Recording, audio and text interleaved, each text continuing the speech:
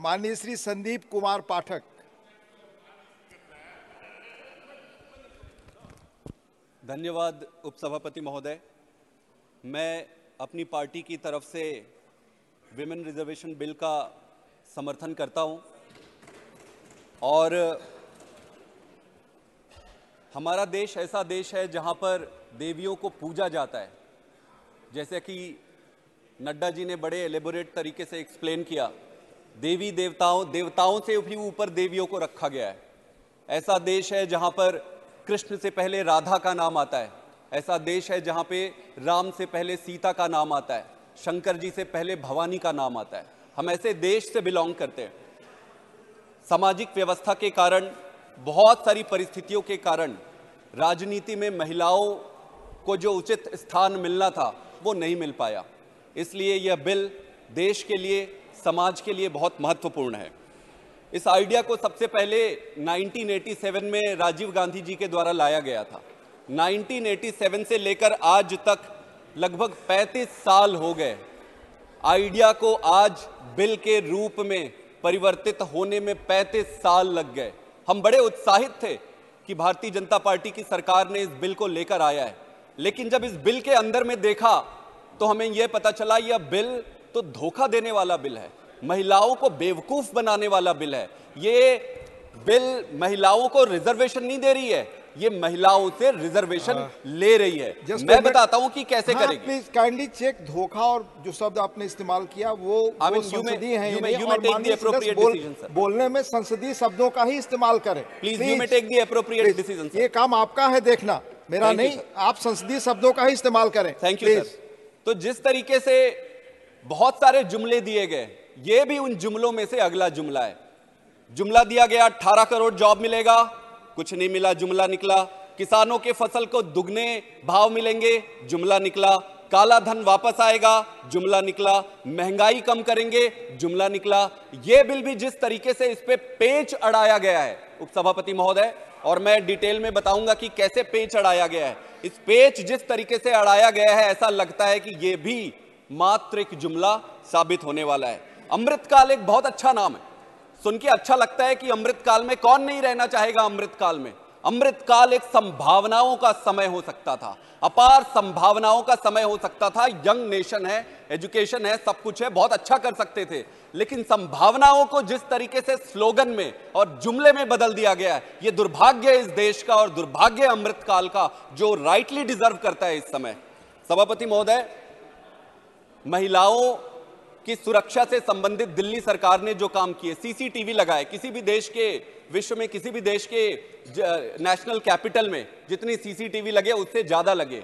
आप देखेंगे कि बसों में बस यात्रा फ्री किया गया, बसों में मार्शल लगाए गए। तो जब जब आपको अपॉर्चुनिटी मिलती है, जब जब संभावना मिलती है, आप उसका कैसे उपयोग करते हैं, यह दिखाता है आपकी नियत को, और यह स्पष्ट करता है कि आपके कर्मों और करनी और कथनी में कितना फर्क होता है। राजीव गांधी जी ने 1987 में एक कमेटी बनाई और उसमें नेशनल पर्सपेक्टिव प्लान फॉर्मुलेट किया गया।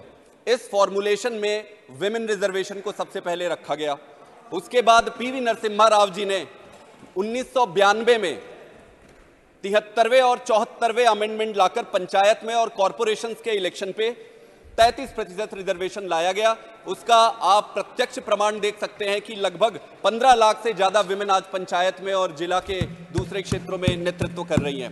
ये जर्नी 1987 से 2023 तक 35-36 साल का सफर कर चुकी है। उपसभापति महोदय, इस बिल के 3 हिस्से हैं। पहला, रिजर्वेशन, जिसमें 33% रिजर्वेशन की बात की जाती है, और जितने रिजर्वेशन SC/ST समुदाय को मिला है उसमें भी 33% रिजर्वेशन की बात करती है। उसके बाद दूसरा हिस्सा है जो महत्वपूर्ण है उपसभापति महोदय, और आपके माध्यम से पूरे देश के सामने मैं ये रखना चाहता हूं, कमेंसमेंट कब से शुरू होगा, कब से लागू होगा, इसके बारे में यह कहा गया है कि पहले सेंसस होगा और सेंसस के बाद फिर डिलिमिटेशन होगा, और डिलिमिटेशन के बाद फिर जाकर यह लागू हो सकता है। अभी नड्डा जी बात कर रहे थे, नड्डा जी ने स्वयं कहा कि 2029 से पहले तो संभव ही नहीं है। संभव है कि अगर बीच में एक दो अड़चने आ जाए तो ये आगे भी कितने साल जाएंगी किसी को नहीं पता। इसका मतलब ये है कि आज जिस बिल को हम डिबेट कर रहे हैं, आज जिस बिल को पास करने के लिए सारे इकट्ठे हुए हैं, उसके भविष्य का किसी को कोई अंदाजा नहीं है। तीसरा पक्ष इसमें है रोटेशन का। आप देखेंगे कि जब भी रिजर्वेशन की बात होती है, रोटेशन एक बहुत महत्वपूर्ण मुद्दा है। बिना रोटेशन को क्लैरिफाई किए आप कैसे बिल ला सकते हैं? आप एक बहुत बड़े बिल को सामने लेकर आ रहे हैं, उसमें ना तैयारी किया गया है, ना उसमें रोटेशन को रखा गया है प्रॉपरली। पिछली जो बिल आए थे 2008 में या उससे पहले, उसमें रोटेशन को बड़ा सही या गलत वो अलग बात है, लेकिन उसमें स्पेसिफाई तो किया गया था। इस बार ये लिखा गया है कि डीलिमिटेशन के बाद हर बार रोटेशन किया जाएगा। तो काफी चुनौतियां हैं और कमियां ऐसे लग रही है। अगर इसको क्लोज लुक लेकर देखते हैं उपसभापति महोदय, सबसे पहला प्रश्न जो है वो है जिस तरीके से इस बिल को लाया गया, जिस सिक्रेसी के साथ इस बिल को लाया गया, मुझे समझ नहीं आता। देश का ये इकलौता ऐसा बिल होना चाहिए जिसमें ज्यादा से ज्यादा लोग सहमत हैं। इस बिल में सिक्रेसी की क्या जरूरत है? इसमें तो सारे लोग सहमत हैं। जिस तरीके से इस बिल को लाया गया, ये सिक्रेसी बड़ी विचित्र परिस्थिति है। एक चीज हुआ, कुछ समय पहले खबरों में और मीडिया में अडानी जी के बारे में काफी खबरें आई। अडानी के बहुत सारी खबरें आने के बाद मीडिया को डाइवर्ट करने के लिए यह प्लान बनाया गया कि अब क्या किया जाए। Speak on the subject that will go only on record. आज पर rule number 118। It is purely on the bill. बैठिए, नो आप नहीं बोल सकते प्लीज। आपकी बात रिकॉर्ड पे जाएगी, आपका समय खत्म हो रहा है। प्लीज बैठिए, continue on purely on the bill sir. I will not disappoint you और the nation. This is purely on the bill. बोलिए वही रूल्स के तहत अडानी जी के बारे में खबरें आई, मीडिया को डाइवर्ट करने के लिए वन नेशन वन इलेक्शन आ गया। सारा media one nation one election किया गया। फिर बातें आ गई कि भाई ये विशेष सत्र बुलाया जाएगा, पूरा मीडिया विशेष सत्र बुलाया जाएगा, वन नेशन वन इलेक्शन होगा, सारा डिबेट डिस्कशन इस पे चला गया। फिर 18 सितंबर को मीडिया में खबर आती है, 18 सितंबर को मीडिया में खबर आती है कि विमेन रिजर्वेशन बिल को लाया जाएगा, और 19 सितंबर किसी को कोई आइडिया नहीं है। ये कैसा डेमोक्रेसी है जिसमें बाकी के विपक्ष के नेताओं को जानने से पहले मीडिया में बात आती है, मीडिया के द्वारा पता चलता है, फिर 19 सितंबर को सरकार कहती है कि विमेन रिजर्वेशन पर बिल आ रहा है। विचित्र परिस्थिति है ये। उसके बाद उपसभापति महोदय, मीडिया तो दो चीजें स्पष्ट हो गई अब तक। एक तो इनकी तैयारी नहीं थी, सरकार की तैयारी इसलिए नहीं है कि स्पष्ट दिखता है किसी भी चीज पे कोई एलिबोरेशन नहीं है। एक तो तैयारी नहीं है और दूसरा नियत नहीं है। तो ना तो तैयारी है और ना ही नियत है। हड़बड़ी में और बिना मन के लाया गया ये बिल है। अब कैसे करें? बिल लाना है, मीडिया को डाइवर्ट करना है, क्या करें? क्रेडिट भी लेना है पर करना नहीं है, ये आइडिया है इसका। उपसभापति महोदय, दूसरा पक्ष मैं आपके सामने रखना चाहता हूं, जनगणना और डीलिमिटेशन का। इसमें यह पेच फंसाया गया है कि रिजर्वेशन मिलने से पहले जनगणना होगा और जनगणना के बाद डीलिमिटेशन होगा और डीलिमिटेशन के बाद यह किया जाएगा। मुझे यह समझ नहीं आता। मैं अगर ऑब्जेक्टिवली भी आप देखें तो जनगणना और डीलिमिटेशन से ऐसी कौन सी बात निकल कर आएगी जिसके आधार पर रिजर्वेशन किया जाएगा? जनगणना से या डीलिमिटेशन से तो कुछ भी निकल के नहीं आना है जिस पर यह रिजर्वेशन आधारित होना चाहिए। ऐसा कौन सा पैरामीटर है, कौन सा पैरामीटर है जो जनगणना से निकलकर आएगी? तो अगर करना है, अगर करने की मंशा है, तो आज हमारे पास 543 सांसद हैं, उन पे क्यों हम सीधे 33% लागू नहीं करते? मेरी पार्टी और मुझे पूरा भरोसा है कि भारतीय जनता पार्टी सरकार की तरफ से तो आया ही है, कांग्रेस पार्टी और सारे पार्टी तैयार हैं। ये एक ऐसा बिल, ऐतिहासिक बिल हो सकता था जो अद्भुत होता, सारे समर्थन करते और तुरंत के तुरंत एक ही दिन में, एक ही झटके में अगले चुनाव में पूरा रिजर्वेशन होता। लेकिन क्रेडिट लेना है, चुनाव आ गया है पर रिजर्वेशन करना नहीं है। पिछली सरकारों ने भी बिल लाए थे, आप पिछली सरकारों के बिल उठाकर देख लीजिए। पिछली सरकारों के किसी भी बिल में ये प्रावधान, ये पेच था नहीं।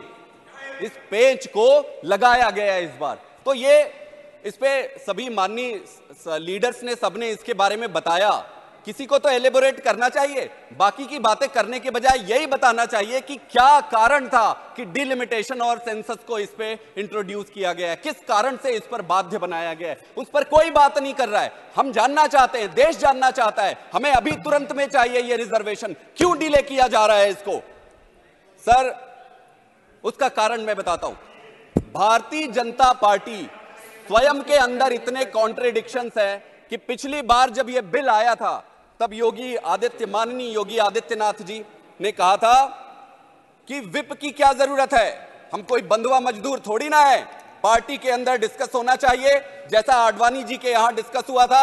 अगर नहीं मानती है पार्टी तो मैं रिजाइन कर दूंगा। ये मैं कोट करके कह रहा हूं, आदित्यनाथ जी का ये बयान है, पूरे मीडिया में है। उसके बाद लालमणि चौबे जी, मृदुला सिन्हा जी, तेजस्वी सूर्या जी, अमित मालवीय जी, आप किसी को भी ले लीजिए, पब्लिक डोमेन पे है, सबने इसका विरोध किया था। अमित मालवीय जी ने तो यह भी लिखा था, मैं कोट कर रहा हूं ट्विटर में, Sonia ji holding the nation to ransom just to fulfil our agenda to see women reservation bill pass. That is true, that is true, that is precisely the case sir. इसलिए चूंकि अंदर से मन में है नहीं बिल को पास करने की इच्छा, लेकिन क्या करें, चुनाव आ रहा है, चुनाव आ रहा है, क्रेडिट लेना है, तो चुनाव आ रहा है, क्रेडिट लेना है, बिल पास करो, लेकिन उसको लागू मत करो। और ये पहला फॉर्मूला नहीं है, ये डिलिमिटेशन वाला, ये पहले किया जा चुका है। दिल्ली में एमसीडी के चुनाव होने थे, दिल्ली के एमसीडी के चुनाव में इन्होंने डिलिमिटेशन के नाम पर चुनाव को रोक दिया। 6-7 महीने डिलिमिटेशन कराए, सारे अगड़म बगड़म तिगड़म सब किए, लेकिन अंत में क्या हुआ, चुनाव हार गए। ऊपर वाला देखते रहता है, ऐसी कोई भी षड्यंत्र सफल नहीं होते जो देश के खिलाफ है। इसके बाद एक महत्वपूर्ण चीज मैं आप सबके सामने लाना चाहता हूं। मैंने प्रधानमंत्री जी के स्पीच को सुना सेंट्रल हॉल में। प्रधानमंत्री जी ने कहा, मेरे लिए गौरव की बात थी, मैं एक नया पार्लियामेंटेरियन हूं। प्रधानमंत्री जी को सेंट्रल हॉल में सुना, प्रधानमंत्री जी ने कहा कि कोई इफ और बट नहीं होनी चाहिए, सीधे सीधे काम होना चाहिए। 2 दिन के बाद बिल लाया गया और ये बिल में सेंसस और डिलिमिटेशन को, ये वही इफ और बट है जिसकी बात प्रधानमंत्री जी कर रहे थे। प्रधानमंत्री जी 2 दिन भी नहीं लगे आपको इफ और बट लगाने में। प्रधानमंत्री जी आपने भाषण दिया, उसको क्या हुआ, आपकी कहनी और कथनी में इतना फर्क क्यों है? अगला महत्वपूर्ण मुद्दा है नारी सम्मान का। नारी सम्मान का मुद्दा है, कथनी और करनी में फर्क नहीं होनी चाहिए। नड्डा जी ने बहुत अच्छा भाषण दिया, देवियों के जैसे देवियों को पूजा जाता है, यह हमारे धर्म की संस्कृति है, किसी पार्टी ने हमें नहीं दिया है, किसी पार्टी से सीखने की जरूरत नहीं है कि देवियों को हम पूजा करते हैं। आप बताइए कि आपने सरकार में ऐसे क्या काम किए हैं जिससे नारियों का सम्मान बढ़ सके। थोड़े दिन पहले हरियाणा में हमारे जो विमेन रेसलर हैं, वो रोड पर बैठकर प्रोटेस्ट कर रहे थे, धरने पे बैठे हुए थे, सारा देश उनके साथ खड़ा था, सारा देश खड़ा था। क्या प्रधानमंत्री जी के पास एक शब्द नहीं थे उनको बोलने के लिए? प्रधानमंत्री जी के पास बचाने के लिए बृजभूषण सिंह थे। यही नहीं, हरियाणा का एक और उदाहरण देता हूं, मैं कॉन्टेस्ट करता हूं भारतीय जनता पार्टी को कि ये साफ उस पर निकल कर आए। संदीप सिंह अभी भी मंत्री बने हुए हैं, उस पर उनका इतना बड़ा शोषण का और बहुत सारी गड़बड़ियों का लगा हुआ है महिलाओं से संबंधित। ऐसी क्या परिस्थितियां हैं? भारतीय जनता पार्टी की सरकार तो बहुत मजबूत है, इतनी ब्रूट मेजॉरिटी हुई है, अमृत काल चल रहा है, अमृत काल में ऐसा क्या हो गया जो ऐसे संदीप सिंह जैसे लोगों को, बृजभूषण सिंह जैसे लोगों को क्या मजबूरी रही जिसके कारण नहीं निकाला जा रहा है? यह है नारियों का सम्मान। बाकी का मैं आपको क्या बताऊं, आप कठुआ ले लो, उन्नाव ले लो, हाथरस ले लो, हरियाणा ले लो, मणिपुर ले लो, इसका अंत नहीं है। कथनी और करनी में फर्क है। बाकी आपको मेरा तो यही मैं तो इतनी समझ पाया हूं कि जो नारी बचाव का जो स्लोगन है वो पैकेजिंग है। पैकेजिंग जब आप खोलते हो तो उसमें से निकलते बृजभूषण सिंह है। लेकिन इन सारी परिस्थितियों के बाद यह बिल बहुत महत्वपूर्ण है, देश के लिए महत्वपूर्ण है, इसलिए हम बिल को नहीं रोकेंगे। बिल इसलिए महत्वपूर्ण है क्योंकि पहली लोकसभा जब हुई तब लगभग 5% विमेन चुनकर आए थे और अब लगभग 15% हो गए। देश की परिस्थितियां ऐसी रही कि पहली लोकसभा से आज तक 5% से 15% आने में इतने साल लग गए। मैं उन सभी माताओं बहनों और हमारे पार्लियामेंटेरियन साथी हैं, इलेक्टेड रिप्रेजेंटेटिव हैं, जो चुनकर इतनी कठिन परिस्थितियों में आए, उन सबको हाथ जोड़कर प्रणाम करता हूं कि विषम परिस्थितियों में आपने अदम्य साहस दिखाया, आप ऐसी परिस्थितियों में भी चुनकर आए, आप सबको मैं प्रणाम करता हूं।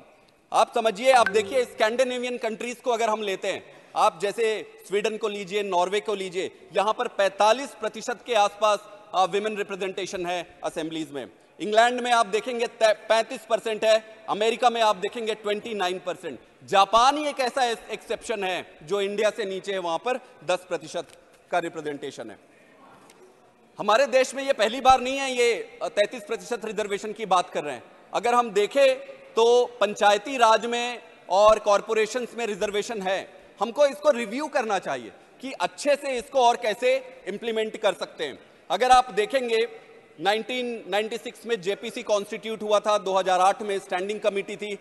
इस स्टैंडिंग कमेटी और जेपीसी में 2-3 बातें निकल कर आई थी जो आज भी बहुत रिलेवेंट है। सबसे पहले तो रोटेशन का है। रोटेशन को बहुत स्पष्ट रूप से समझना पड़ेगा। जैसा कि नड्डा जी कह रहे थे कि मैं अगर वायनाड को विमेन कर दूं तो क्या होगा, अब इंडिया पार्टी अगर कहेगी कि बनारस को अगर विमेन कर दे तो क्या होगा। बहुत सारे, कोई भी कर सकता है। अगर पॉलिटिकल टूल रोटेशन को बनाया गया तब तो सारा कुछ खराब हो जाएगा। इसको समझना पड़ेगा। रोटेशन की जो पॉलिसी है उसको डेलिब्रेट करना पड़ेगा देश के सामने। एक और फैक्ट आपके सामने रखना चाहता हूं। पंचायत के माध्यम से जो 15 लाख से ज्यादा विमेन चुनकर आए, उनमें से लगभग 15% ही री इलेक्ट हुए। इसका मतलब यह है कि 85% वर जस्ट फर्स्ट टाइमर, 85% वापस री इलेक्ट होके नहीं आए। इसका मतलब यह बड़ा टेम्पररी वन शॉट वंडर जैसे होता गया है, रिपीट नहीं हो रही है। लीडरशिप सिर्फ 15% रिपीट हो रही है। इसका मतलब इसको समझने और डेलिब्रेट करने की जरूरत है कि ऐसा क्या करें कि विमेन लीडरशिप को जब तक परसिस्टेंट और कंसिस्टेंटली आप आगे नहीं रखोगे, तब फिर लीडरशिप डेवलप होने की संभावना नहीं रहेगी। पॉलिटिकल पार्टीज की एक टूल बनकर रह जाएगी। एक और है प्रॉक्सी लीडरशिप की। जैसा कि उपसभापति महोदय स्वयं कह रहे थे कि प्रधानपति और सरपंचपति की बहुत बातें चलती। मैं भी गांव से आता हूं। Respected member, you have 1 minute to conclude. Thank you. प्रधानपति और सरपंचपति की बातें निकलकर सामने आती है। यह भी संभव है कि कई बारी अगर आप विमेन रिजर्व करते हो तो बड़े बड़े लीडर अपने रिश्तेदारों को वहां पर खड़ा कर देते हैं। तो यह सोचना पड़ेगा कि ऐसा क्या करें कि प्रॉक्सी लीडर तैयार ना हो और सचमुच में असली लीडर तैयार हो। मध्य प्रदेश की एक ऐसी घटना थी। मध्य प्रदेश में तो ये सरपंचपति और ये प्रधानपति जो है, उन्होंने ऑफिशियल तरीके से ओथ ले लिया अपनी पत्नी के बिहाफ से। तो इन सारी चीजों को रिव्यू करना पड़ेगा। अंत में मैं देश को यह बताना चाहता हूं, अगर नियत साफ है, आज नंबर है और सारे पॉलिटिकल पार्टीज तैयार हैं। अगर आपकी नियत है तो आज पारित करो, आज पारित करते हैं और इसी चुनाव से 33% रिजर्वेशन देते हैं। अगर नियत नहीं है तो जुमला बेचना बंद करो। अमृतकाल की संभावनाओं को जुमले में मत बदलो। आप सबका बहुत बहुत धन्यवाद। श्रीमती ममता मोहंता।